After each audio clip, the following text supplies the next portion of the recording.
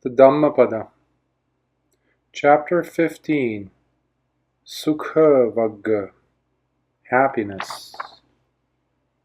Verse 197. Amongst the hateful, be without hate.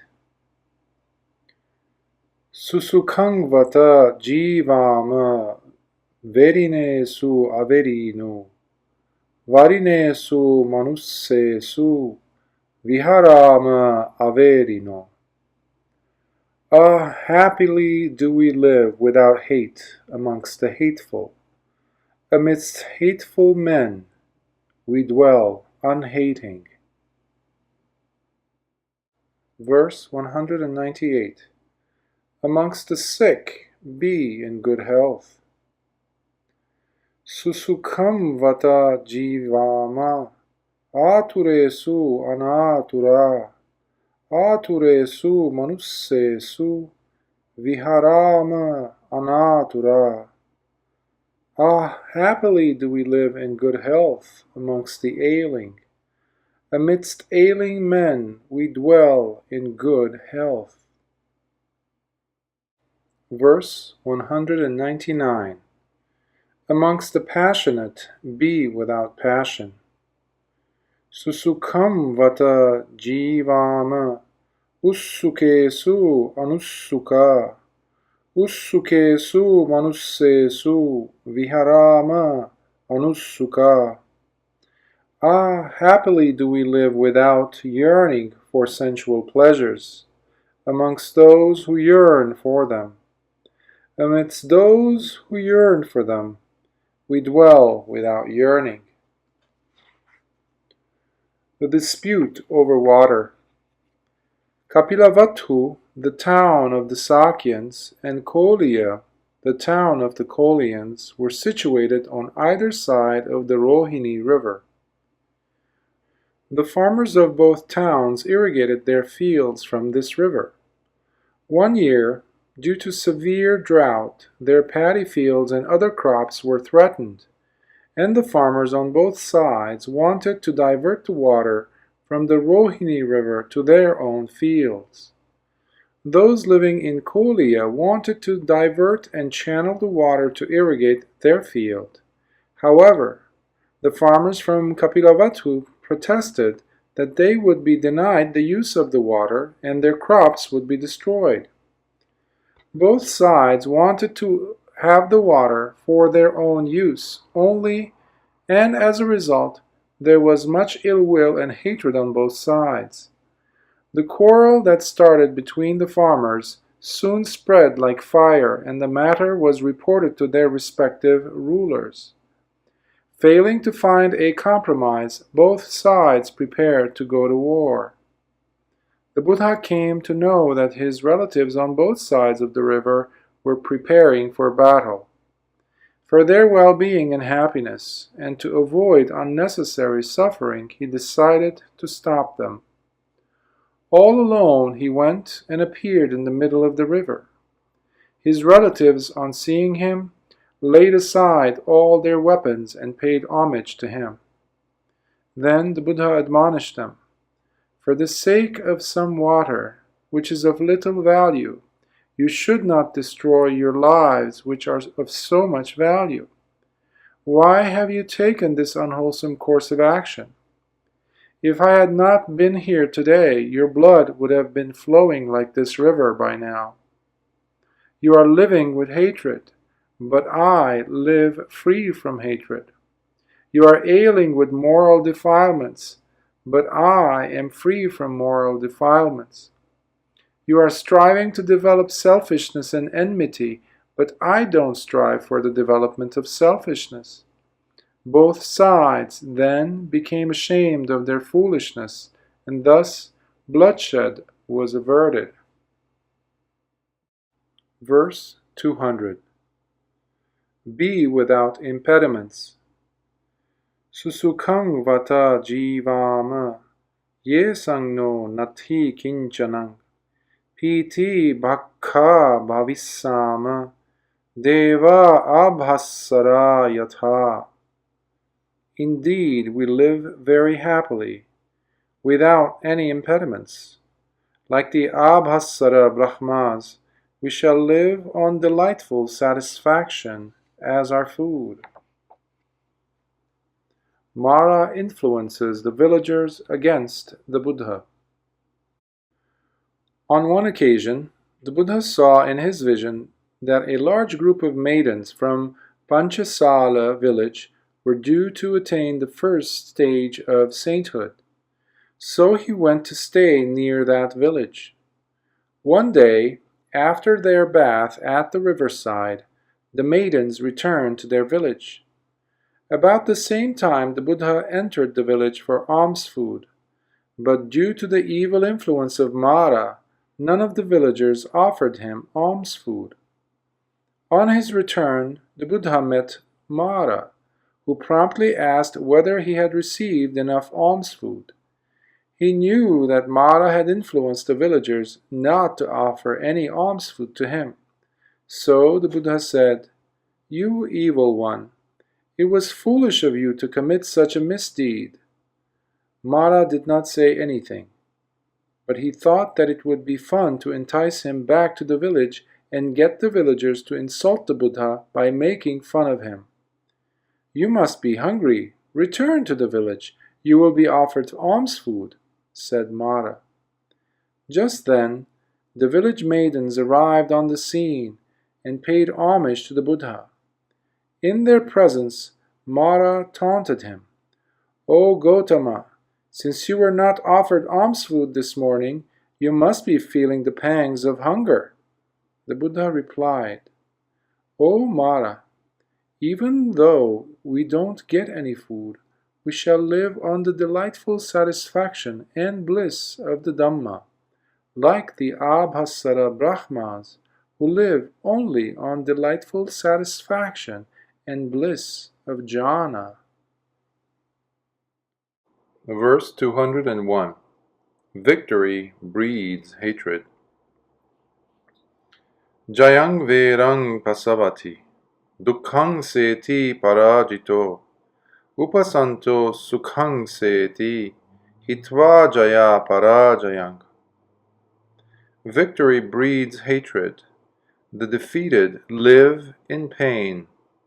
Happily the peaceful live, giving up victory and defeat. Victory produces hatred. King Kosala. In fighting against Ajatasattu, the king of Kosala was defeated 3 times.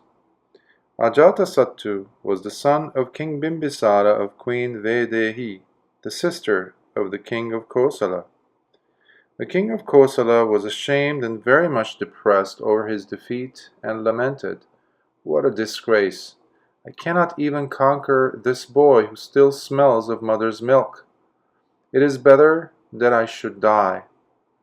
Due to his depression, the king refused to take any food and kept to his bed. When the news about the king's distress reached the Buddha, he commented, "Bhikkhus, in one who conquers, enmity and hatred increases. One who is defeated suffers pain and distress." Having heard this, the king realized that there is no victory in war, and was thus firmly established in the Dhamma. Verse 202. Lust is a fire. Nati raga samo aggi, nati dosa samo kali, nati khanda sama dukkha, nati santi parang sukhang. There is no fire like lust, no crime like hate. There is no ill like the body, no bliss higher than the peace of Nibbana. The fire of lust. On the day of her marriage, the parents of a bride invited the Buddha and his bhikkhus for alms food. Seeing the bride moving about the house and helping with the offering of alms food, the bridegroom was very much excited and could hardly attend to the needs of the Buddha and the other bhikkhus. The Buddha knew the feeling of the bridegroom and that the time was ripe for both the bride and the bridegroom to realize the Dhamma. To remove his emotional attachment for the time being and to divert his attention, the Buddha, by using his supernormal power, willed that the bride would not be visible to the bridegroom. Because the young man could no longer see the young woman, he could pay full attention to the Buddha, and his devotion to the Enlightened One grew stronger in him. The Buddha said, "O young man, there is no fire like lust. There is no evil like anger and hatred. There is no ill like the burden of the 5 aggregates of existence. And there is no bliss like the perfect peace of Nibbana." Reflecting on the advice, both the bride and bridegroom realized the Dhamma. At that moment, the Buddha permitted them to see each other once more, but there was no longer any passionate excitement between them, for they had realized the true nature of worldly experience. Verse 203. Hunger is the greatest affliction. Jighacha paramaroga sankhara paramadukha etang nyatva yathabhutang nibbanang paramang sukham. Hunger is the greatest disease. Aggregates are the greatest ill. Knowing this as it really is, the wise realize Nibbana, bliss supreme. The Buddha and a hungry man. One day, the Buddha saw in his vision that a poor man would attain the first stage of sainthood at the village of Alavi. So he went to the village. It so happened that on that very day the man had lost his ox. So he went to look for his ox. Meanwhile, the people offered alms food to the Buddha and the bhikkhus. After the meal, people got ready to listen to the Buddha's discourse, but he waited for the poor man. Finally, having found his ox, the man came running to pay his respects to the Buddha. Because he was tired and hungry, and having ascertained that there was still food left, the Enlightened One directed the donors to offer him food first. Only when the man had eaten did the Buddha expound the Dhamma step by step, leading to the 4 Noble Truths. The poor man attained the first stage of sainthood at the end of the discourse. Afterwards, the Buddha and the bhikkhus returned to the Jetavana monastery. On the way, the bhikkhus remarked that it was so surprising that the Buddha should have directed those people to feed the poor man before he gave the discourse. On hearing their remarks, the Buddha said, "Bhikkhus, the sole reason of my coming to Alavi is to expound the Dhamma to the man, because I knew he had the abilities to realize the Dhamma. If he was feeling very hungry, the pangs of hunger might have prevented him from comprehending the Dhamma fully. That man had been looking for his ox the whole morning and was very tired and also very hungry. Bhikkhus, after all, there is no ailment which is so difficult to bear as hunger." Verse 204.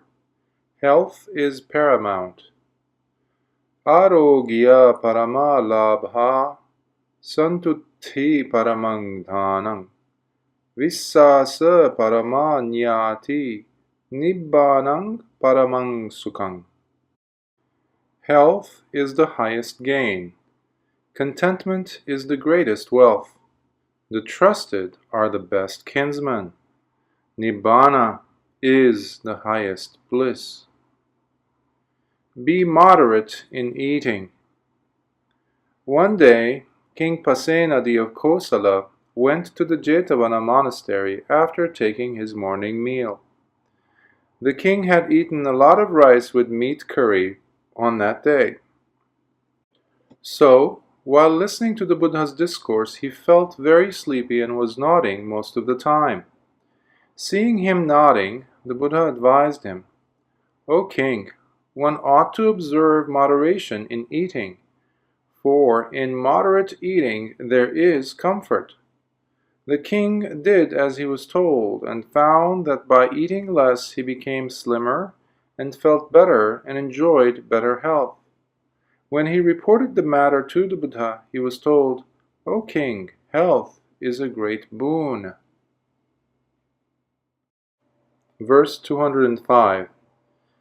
Happy is he who tastes the flavor of truth. Paviveka rasang pitva rasang upasamassa cha niddaro hoti nippapo dhammapiti rasang pipam. Having tasted the flavor of solitude and tranquility, one who drinks in the joy and essence of the Dhamma is free from fear and evil. The way to honor the Buddha. Tissa. When the Buddha announced that in 4 months' time he would attain parinibbana, many bhikkhus who had not yet attained sainthood were sad and depressed. They were at a loss and did not know what to do, and so they kept close to the Buddha. But Venerable Tissa, having resolved that he would attain arahanthood in the lifetime of the teacher, did not go to him, but left for a secluded place to practice meditation. Other bhikkhus, not understanding his behavior, reported him to the teacher and said, "Venerable sir, Tissa does not seem to cherish and honor you. He only keeps to himself instead of coming to your presence." Tissa then explained that he was striving diligently to attain arahanthood before the Buddha attained parinibbana, and that was the only reason why he had not come to see the Enlightened One. Having allowed him to give his explanation, the Buddha said, "Bhikkhus, those who love and respect me should act like Tissa. You are not honoring me by just offering flowers. You honor me only by practicing the Dhamma." Verse 206. Blessed is the sight of the noble. Sadhu dassanang ariyanang sannivaso sada sukha adassanena balanang nichangeva sukhi siya. It is good to see the noble ones, the Aryas. To live with them is always a pleasure. Not seeing fools is also always a pleasure. Verse 207. Sorrowful is association with the foolish. Bala sangatacharihi dighang adhana sochati Dukho balehi sangvaso amittenneva sabbada dhiro cha sukha sangvaso nyatinangva samagamo. He who walks in the company of fools has to grieve for a very long time. Association with fools is ever painful, as living with an enemy. Association with the wise is a pleasure, as living with kind relatives. Verse 208. Associate with the wise. Tasmahi dhirancha panyangcha bahusutangcha dhoraiha silang vatavantang ariyang tang tadisang sappurisang sumedhang bhajetha nakhatta patang va chandima. Therefore, with the intelligent, the wise, the learned, the enduring, the dutiful, and the Aryan, with a man of such virtue and intellect should one associate, as the moon follows the starry path. Sukha nurses the Buddha. About 10 months before his attainment of parinibbana, the Buddha spent the Vassa or rainy season at Beluva village near Vesali. While he was staying there, he suffered from dysentery. When Sukha learned that he was sick, Sukha went personally to nurse him. The Buddha told him not to worry about his health, as there were many bhikkhus near him, but Sukha insisted on nursing the enlightened one until he recovered. The bhikkhus were surprised and awestruck to find Sukha himself attending to the Buddha. When he heard their remarks, the Buddha said, "Bhikkhus, there is nothing surprising about Sukha's love and devotion to me. Before his passing away, Sukha once had the opportunity of listening to the Dhamma expounded by me, and he realized the Dhamma. After his passing away, he was born as the present Sukha. All these happened to him simply because he had listened to the Dhamma. Indeed, bhikkhus, it is good to see the noble ones. It is a pleasure to live with them." A note from the author. There are 6 heavenly realms. These happen to be Chatu Maharajika, Tavatinsa, Yama, Tushita, Nimmanarati, and Paranimmita Vasati. Sukha happens to be the ruler of the Tavatinsa Devaloka, often identified as the king of the Devas. Although Buddhists worship and pray to Sukha to receive his blessings and protection, in the Dhajjagga Sutta, the Buddha says that Sukha is not free from mental defilements like greed, hatred, delusion, and fear. However, it is a traditional belief among Buddhists that Sukha has undertaken to protect Buddhism and all Buddhists devoted to the practice and the teachings of the Dhamma.